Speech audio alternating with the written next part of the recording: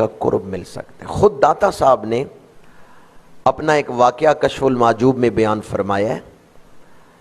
داتا صاحب فرماتے ہیں کہ میں حالت سفر میں تھا، ایک مسافر خانے میں قیام کیا، سفر کی وجہ سے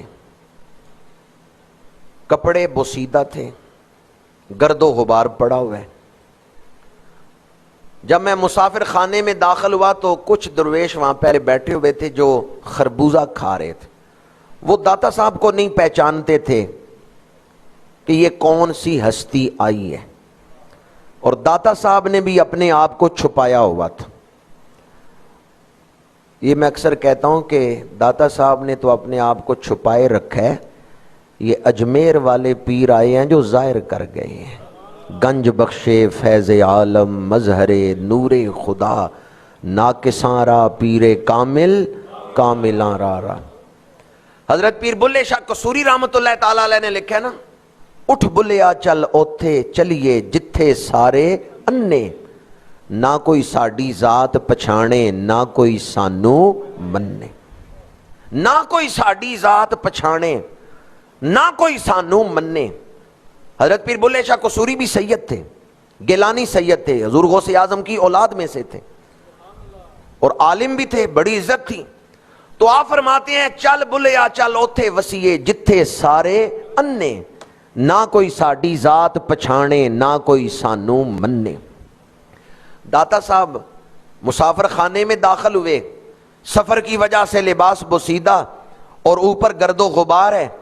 اس دور میں سفر بڑا مشکل کام تھا، ذرائع آمد و رفت اتنے ترقی یافتہ نہیں تھے۔ آج سے 10 صدیاں پرانی بات ہے، 100 سال پہلے کی بات۔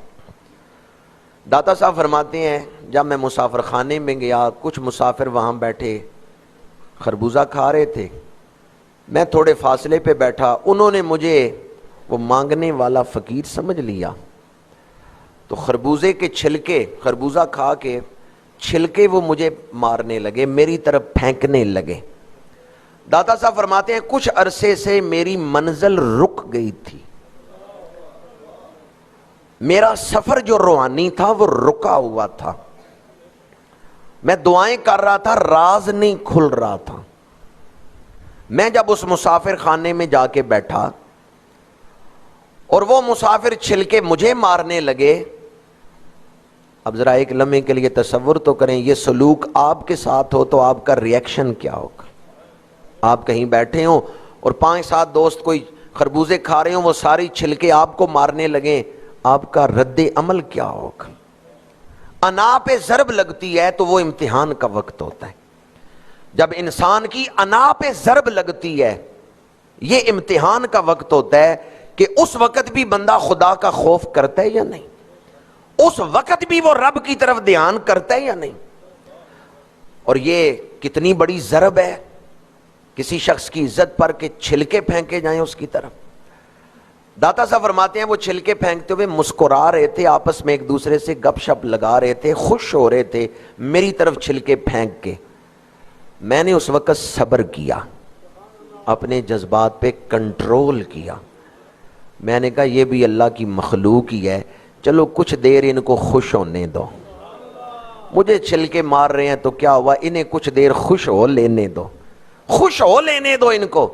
داتا صاحب فرماتے ہیں جب میں نے صبر کیا، میری جو رکی ہوئی منزل تھی وہ کھل گئی، اس وقت میرے اوپر راز کھل گیا۔ صبر کاشف راز ہے۔ داتا صاحب فرماتے ہیں اس وقت جب میں نے مخلوق خدا کی خوشی کے لیے صبر کیا، اللہ نے اپنے قرب کے خاص دروازے میرے لیے کھول دیے۔ داتا صاحب نے معاف کیا نا ان کو۔ اگر داتا صاحب دعائے جلال کرتے، اگر داتا صاحب دعا کرتے یا اللہ ان پہ عذاب نازل کر، کیا حال ہوتا ان کا۔